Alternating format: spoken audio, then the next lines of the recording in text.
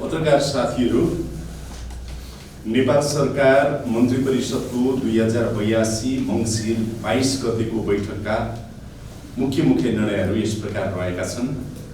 1.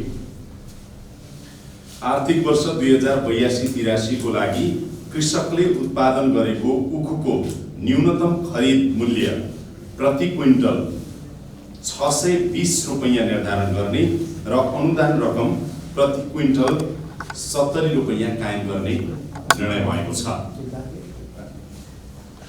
2. 2081 चैत 15 गते काठमाडौँको 3 कुनेमा भएको प्रदर्शनको क्रममा जलेर मृत्यु भएका पत्रकार स्वर्गीय सुरेश रजकलाई राज्यको तर्फबाट शहीद घोषणा गर्ने निर्णय भएको छ। 3.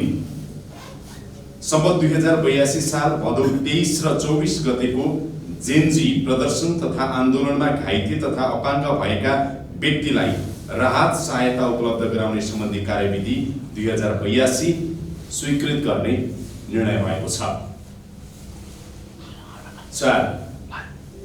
10 जिल्ला इलाम, कास्की, चितवन, झापा, तेह्रथुम, नवलपरासी, बर्दघाट, सुस्ता पूर्व, नवलपरासी, बर्दघाट, सुस्ता पश्चिम, पर्वत, मोरङ र सुनसरीका 94,527 गरिब परिवारको सूची स्वीकृत गर्ने निर्णय भएको छ। 5. आर्थिक कार्यविधि तथा वित्तीय उत्तरदायित्व दोस्रो संशोधन नियमावली 2082 स्वीकृत गर्ने निर्णय भएको छ। 6. नेपाल प्रशासन सेवा समूहीकरण तर्फको राजपत्राङ्कित विशिष्ट श्रेणीको रिक्त सचिव पदमा सहसचिव श्री राजेन्द्र कुमार पौडेललाई बढुवा गर्ने निर्णय भएको छ।